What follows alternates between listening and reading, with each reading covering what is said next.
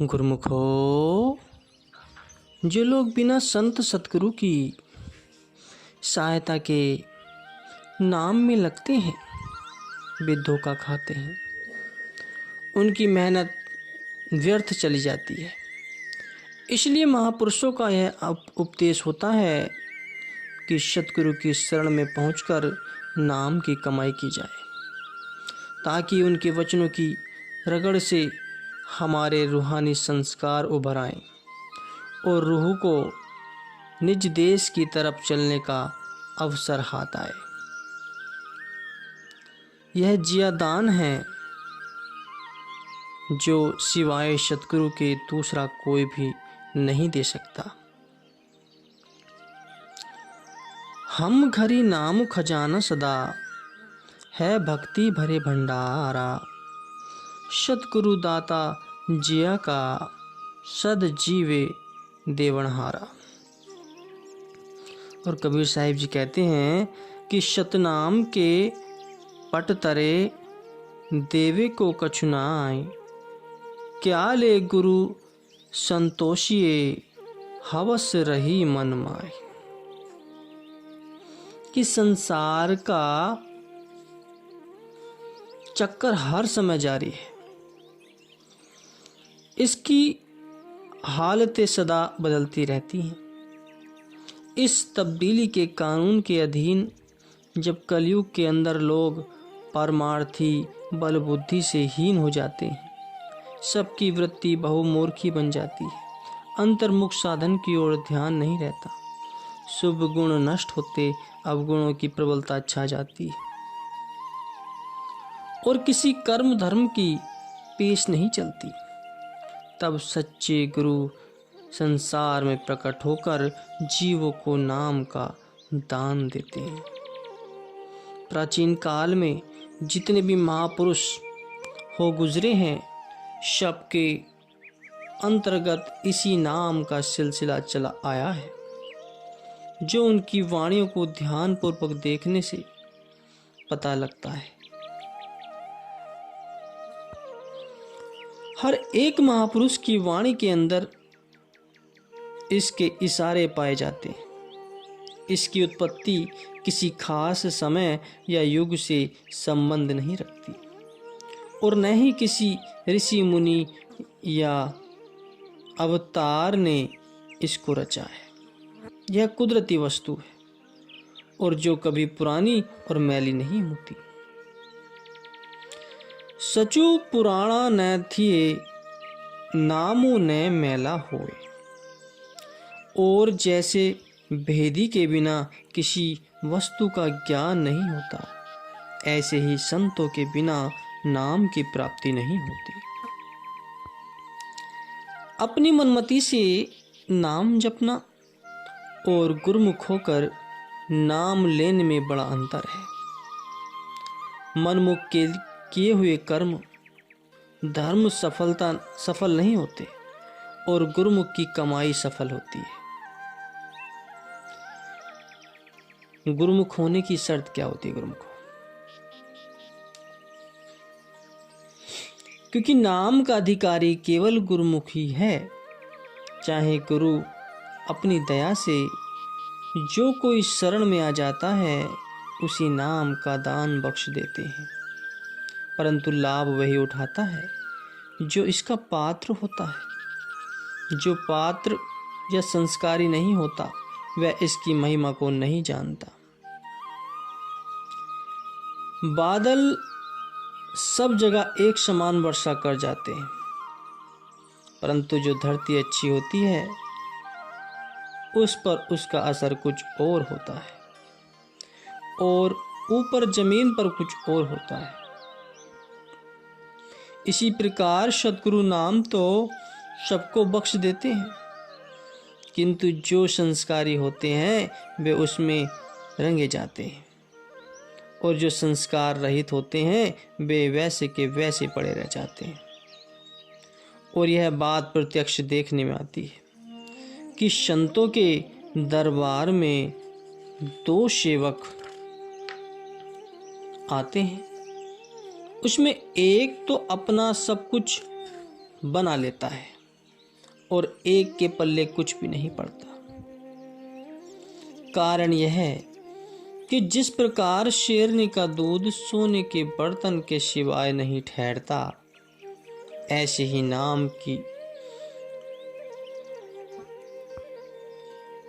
नाम भी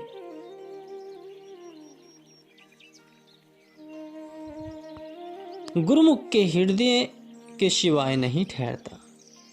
गुरु की तरफ से कोई कसर नहीं होती। वे तो दानी होते हैं और इसी दान करने के लिए संसार में पधारे होते हैं।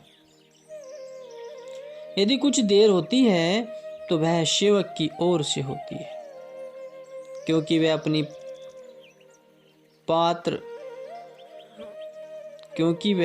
पात्र नहीं होता, इसके लायक नहीं होता।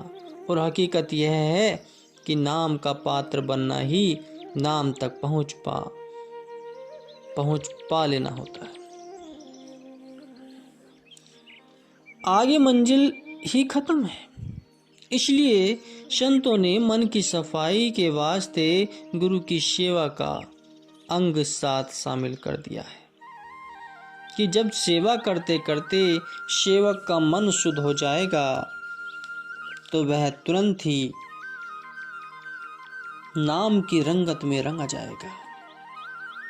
क्योंकि जैसे मैले कपड़े के ऊपर भली प्रकार के रंग नहीं चढ़ते, ऐसे ही मैले मन पर भी नाम का रंग नहीं चढ़ सकता। जब वह शुद्ध होगा तो नाम की लाली को ग्रहण करने में उसे देर नहीं होगी। यही तात्पर्य गुरुमुक्ता अथवा गुरुमति को धारण करने का है। कबीर साहब जी कहते हैं कि गुरु से ज्ञान जो लीजिए, शीश दीजिए दान, बहुतक भेदो भय गए, राख जीव अभिमान। कहा जाता है कि नाम का हक उत्तम अधिकारी को है, दूसरों को नहीं। यह ठीक है, लेकिन सवाल यह है कि मनुष्य उत्तम अधिकारी बनेगा कहाँ और उसे बनाएगा कौन? उसके लिए भी तो आखिर उसे कुछ हाथ पैर हिलाने की जरूरत होगी, या यूं ही बैठे बैठे अधिकारी बन जाएगा। मान लिया कि सुनार के यहाँ जितनी कदर खालिस सोने की है उतनी खोटे की नहीं है, परंतु खोटे सोने को वह फेंक तो नहीं सक देता। उसका खोट भी तो आखिर सुनार की भट्टी पर ही दूर होता है। यह सत्य है कि नाम की कदर जितनी उत्तम अधिकारी को होगी उतनी मध्यम के पास नहीं हो सकती, किंतु मध्यम भी तो गुरु के सत्संग से ही उत्तम का दर्जा प्राप्त करेगा। यहाँ तक कि ही तो मनुष्य का सारा यत्न होता है कि वह नाम का परखू बने। जब परख पड़ गई तो बाकी उसे करना ही क्या है। जो लोग इस ख्याल से संतों के सत्संग में नहीं जाते कि जब तक मन शुद्ध न हो सत्संग का कोई लाभ नहीं, और यही उपदेश दूसरों को भी करते हैं कि वे गलती पर उनसे यदि पूछा जाए कि भाई तुम जो सत्संग में इस ख्याल से नहीं जाते कि तुम्हारा मन साफ नहीं है, तो क्या सत्संग से दूर रहकर तुम मन को साफ कर सकते हो? यह उनकी परम भूल है, क्योंकि मन की सफाई के लिए ही तो सत्संग है। इसके सिवाय सत्संग का और कोई प्रयोजन है ही नहीं। इसलिए जो लोग संतों के मार्ग में काम कर रहे हैं उनको इन बातों का ख्याल रखना आवश्यक है, क्योंकि जो एक बार मार्ग पर चल पड़े हैं वे उठते बैठते एक दिन मंजिल पर जा पहुंचेंगे, और जो चले ही नहीं खाली बातें बनाना सीखे उन्होंने पहुंचना ही कहाँ है। कबीर साहिब जी कहते हैं, चलते मार्ग जो गिरे ता सिर नहीं दोष, कहे कबीर बैठा रहे तासिर कड़ के कोस। इसलिए उठो, चलो और तबीयत में हर वक्त चलते रहने की आदत डालो। आलसी जीवों की मत सुनो, वे आप तो आलसी हैं,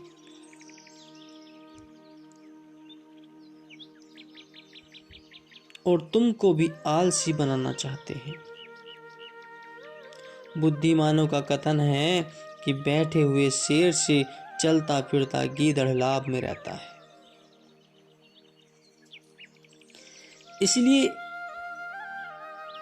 जो कुछ गुरु ने बताया है उसका थोड़ा बहुत अभ्यास रोज किया करो, और ऐसी आदत डालो कि जिस तरह नशे मनुष्य नशे के बिना नहीं रह सकता, ऐसे ही तुझको भी गुरु के नाम का अभ्यास किए बिना भोजन अच्छा न लगना चाहिए। गुरुवाणी में वर्णन है कि बिनु नावे मरी जाइए मेरे ठाकुर, जियो अमली अमली लुभाना। कि जब ऐसी आदत हो जाएगी फिर समझ लो कि कभी न कभी अपनी मंजिल पर जा ही पहुंचोगे। यदि भजन में मन नहीं लगता तो इसका ख्याल भी मत करो। पहले अभ्यास में बैठने की आदत दृढ़ करो। जब आदत दृढ़ हो जाएगी तो मन आप से आप लगने लग जाएगा। करत करत अभ्यास के जड़मति होए सुजान, रसरी आवत जात है सिल पर पड़त निशान। कि 5 साल का बच्चा शुरू में उस्ताद की पाबंदी को कब गवारा करता है। वह आजाद रहकर गलियों में खेलना कूदना जानता है। उसे संगत में पाबंदी के साथ बैठना अति कठिन है। परंतु माता पिता प्यार प्रीति से और लोभ आदि देकर उसे स्कूल में भेजने की करते हैं, ताकि उसे कम से कम बैठने की आदत पड़ जाए। जब धीरे धीरे लड़का स्कूल में जाने की आदत सीख जाता है तो आगे आपसे आप चलने लगता है। इसी प्रकार मन को भी जन्म जन्मांतरों से आजाद रहने की आदत पड़ी हुई है। यह भजन की पाबंदी कब गवारा करता है। लेकिन जब तुम उस बच्चे की तरह इसको धीरे धीरे भजन की आदत सिखाते रहोगे तो यह अवश्य एक दिन सीख जाएगा और फिर इसको भजन का रस भी आने लगेगा। परंतु पहले आदत का बनाना जरूरी है। कबीर साहिब जी कहते हैं, कबीर यह मन लालची समझे नहीं गवार, भजन करन को आलसी खाने को होशियार। यह ठीक है कि मन जैसे जैसे और कर्मों को पुरुषार्थ के साथ करता है वैसे भजन की तरफ नहीं लगता, बल्कि इससे जान छुड़ाता है। परंतु इसकी माननी नहीं चाहिए और न ही इसके कहने पर भजन को आगे के लिए छोड़ देना चाहिए, क्योंकि ऐसा करने से यह तुम्हारे वश में नहीं आ सकेगा, बल्कि तुमको एक दिन भजन के काम से रोक देगा। इसलिए इसके धोखे में नहीं आना चाहिए। सांसारिक कामों में चाहे देर हो जाए, परंतु भजन के काम में देर बिल्कुल नहीं करनी चाहिए। नाम के अभ्यास के लिए कोई खास समय निश्चित नहीं है। इसको हर घड़ी और हर समय पर किया जा सकता है, दिन हो या रात, प्रातःकाल हो या सायंकाल, घर हो या बाहर। इसको हर समय और हर जगह पर करने की खुली गुरु आज्ञा है।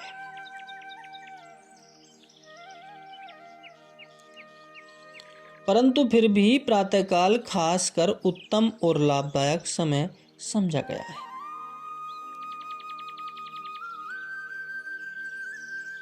क्योंकि उस वक्त मन की वृत्तियां कुदरती तौर पर कुछ शांत होती हैं और मन भजन में लगता है। दूसरे उस समय चारों ओर शांति छाई हुई होती है। इससे भी मन की एकाग्रता में सहायता मिलती है। इन दोनों बातों का ख्याल करना अभ्यासी के लिए जरूरी है।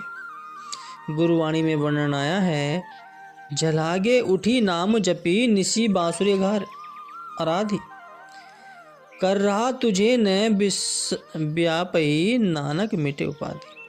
कि कई सज्जनों का ख्याल होता है कि जब शरीर किसी कारण से अपवित्र हो, नाम नहीं जपना चाहिए, परंतु ये उनकी भूल है, क्योंकि नाम ही तो हमारा लोक परलोक का साथी है, सच्चा मित्र, सच्चा सखा, पवित्र, पावन और कल्याण दाता है। फिर ऐसे मित्र को किसी समय क्यों अलग किया जाए?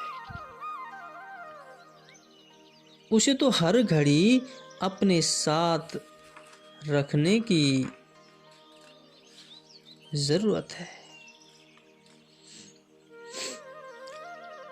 नाम जाति नाम मेरी पति है, नाम मेरे परवारे, नाम सखाई सदा मेरे संगी, हरि नाम मोक ही निस्तारे।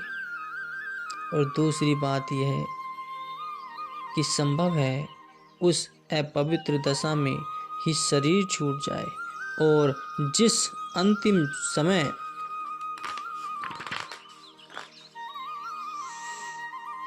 के लिए नाम का सुमिरन अति आवश्यक है, वह अनमोल समय हम शुद्ध अशुद्ध के भ्रम में रहकर हाथ से धो बैठे। यह ख्याल गलत है।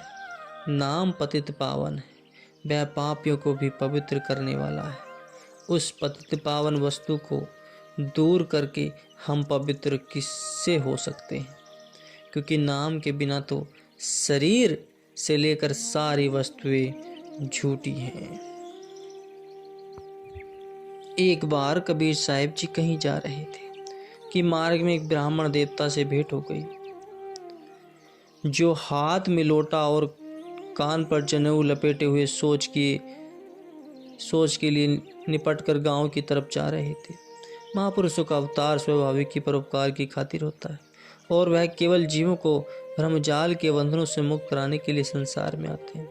कबीर साहिब जी उसको चेताना चाहे कि बोले पंडित जी राम राम, परंतु पंडित जी ने मौन के सिवाय कोई उत्तर नहीं दिया। कबीर साहिब जी ने फिर कहा पंडित जी राम राम, परंतु उत्तर नहीं मिला। तीसरी बार भी कहा कि किंतु उत्तर नहीं मिला, वह चुप रहे। अंत में कबीर साहिब इनके पीछे पीछे हो गए। ब्राह्मण ने कुएं पर पहुंचकर पानी से हाथ धोकर साफ किया, लोटा मांझा और स्नान किया और धोती आदि बदल कर जब चलने लगे तो कबीर साहब जी ने सामने से होकर फिर वही प्रश्न किया, पंडित जी राम राम। तो ब्राह्मण ने कहा राम राम जी कबीर साहिब जी राम राम। कबीर साहिब जी, जब मैंने अपने पहले आपसे राम राम कहा तो आप क्यों नहीं बोले? कबीर साहिब जी ने कहा। तो ब्राह्मण ने उस समय में सोच के कारण अपवित्र था। ब्राह्मण ने कहा, और उस अपवित्र दशा में राम राम कहना ठीक नहीं था, इसलिए मैं नहीं बोला। कबीर साहिब जी, तो क्या अब आप पवित्र हो गए? ब्राह्मण जी, हाँ जी। कबीर साहिब जी, किससे? ब्राह्मण, पानी से। कबीर साहिब जी, तो पानी किससे पवित्र होता है? ब्राह्मण, वायु से। तो कबीर साहिब जी ने कहा, वायु किससे शुद्ध होती है? ब्राह्मण, जब शेष नाग अपने 1000 मुख से भगवान नाम का उच्चारण करते हैं तो वायु उस नाम के साथ स्पर्श करने से शुद्ध हो जाती है। कबीर साहिब जी, तो फिर सबको पवित्र करने वाला तो भगवान का नाम हुआ, तो ब्राह्मण उसमें संशय ही क्या है? कबीर साहिब जी, वही नाम लेने को तो मैंने उस समय भी आपसे कहा था, फिर आप बोले क्यों नहीं? कबीर साहिब जी के इन साधारण वचनों से ब्राह्मण देवता की आंखें खुल गईं, चरणों पर गिर पड़ा और आगे के लिए उसके दरबार में हाजिर रहकर रूहानी सत्संग से लाभ उठाने लगा। इसलिए मन ही जीव का असली कल्याण कारक है। इसके जपने से जन्म मरण के बंधनों से छुटकारा, मोक्ष मिलता है, कठिनाइयां दूर होती हैं, और जीव इस लोक पर और परलोक में दोनों में सुखारू होता है। नाम तुली कछु अबरहु न होई, नानक गुरुमुख नाम पावे जन कोई।